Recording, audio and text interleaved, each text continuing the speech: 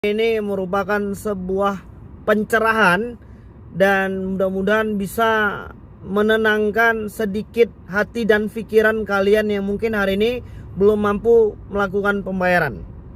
Dan sebelumnya aku pengen mendoakan dulu kalian agar dalam keadaan sehat walafiat dan diberikan kelimpahan rezeki dan nikmat ya, supaya kita segera bisa terbebas dari segala macam tuntutan hutang yang ada hari ini, yang pastinya sudah bikin pusing 7 keliling. Dan hari ini ada beberapa kabar bahagia ya, yang mungkin masih diwacanakan sama pihak OJK. Dan aku mohon doa supaya kita dan memberikan dukungan ya kepada OJK agar segera melegalkan peraturan ini. Karena memang sudah dianggap lebih banyak mudaratnya ya, lebih banyak negatifnya ketimbang positifnya. Hari ini OJK akan merapatkan dan akan mempertimbangkan kembali semua aplikasi pinjaman uang online yang menggunakan debt collector lapangan. Ini merupakan sebuah gagasan yang wajib untuk kita apresiasi.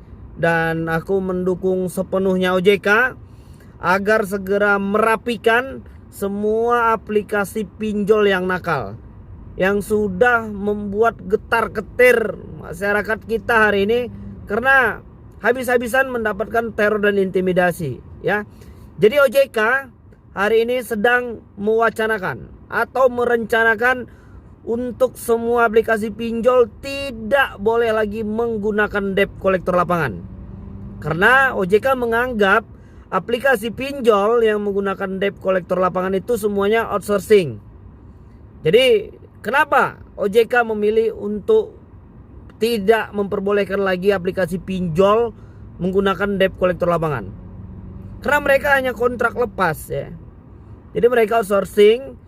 Dan hari ini pemerintah khususnya OJK merasa kesulitan nantinya ketika beberapa debt collector lapangan dari pinjol ini melanggar hukum. Jadi nanti ke depannya kalaupun ada aplikasi pinjol yang menggunakan debt collector lapangan, harus memang dari pihak aplikasinya. Tidak lagi boleh dialihkan kepada pihak ini itu segala macam. Mungkin kawan-kawan yang punya pengalaman ya, ketika ditagih sama itu penagihan melalui via telepon dari aplikasi-aplikasi pinjol, mungkin ada yang pernah mengingat, kami akan mengalihkan Anda kepada pihak kedua ketiga.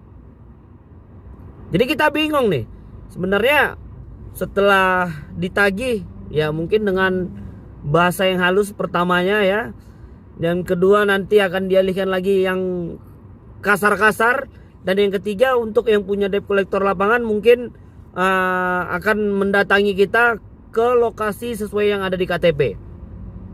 Nah, jadi pemerintah sekarang tidak mau lagi pihak aplikasi pinjol itu mengalihkan seperti itu.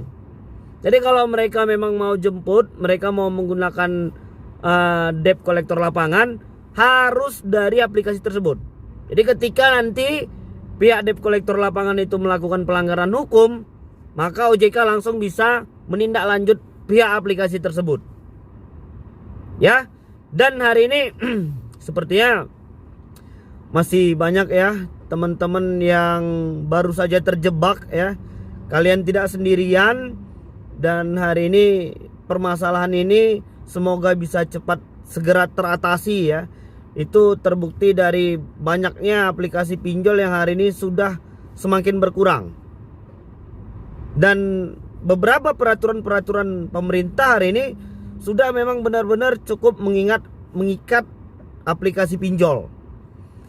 Dan sekarang kabarnya OJK sedang mewacanakan juga untuk semua aplikasi pinjol itu hanya boleh mengirimkan surat peringatan.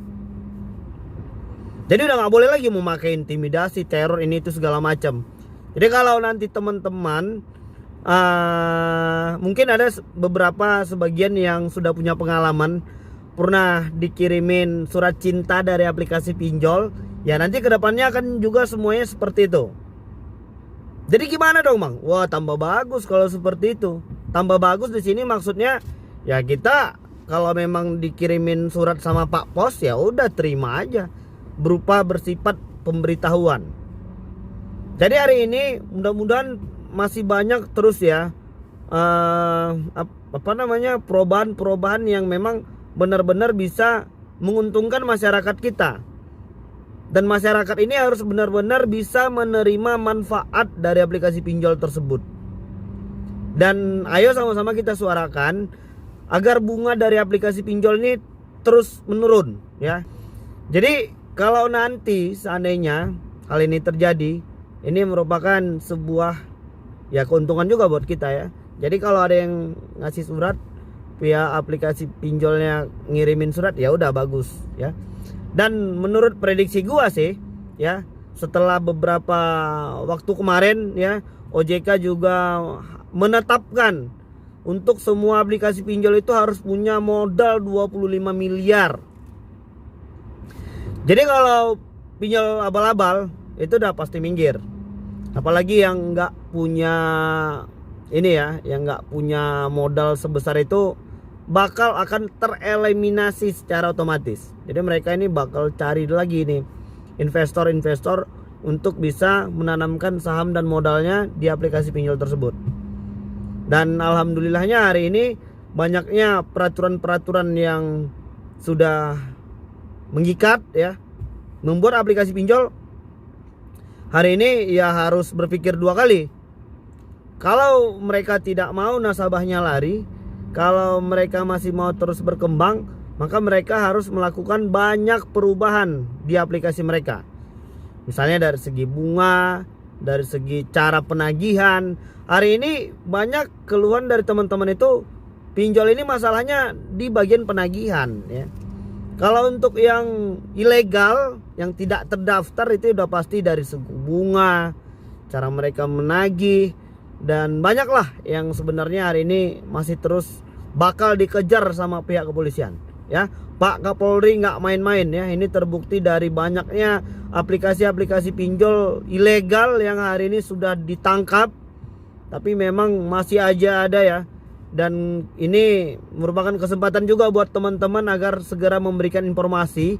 Apabila kalian memang masih menggunakan aplikasi pinjol ilegal, kalian bisa kirimkan itu ke email pihak kepolisian. Kalian bisa searching di internet atau di Instagram ya, supaya memberikan informasi kepada pihak kepolisian bahwasannya aplikasi pinjol ini ilegal, aplikasi A misalnya, supaya nanti bisa ditangkap, supaya aplikasi pinjol ilegal ini jangan lagi tumbuh subur di Indonesia.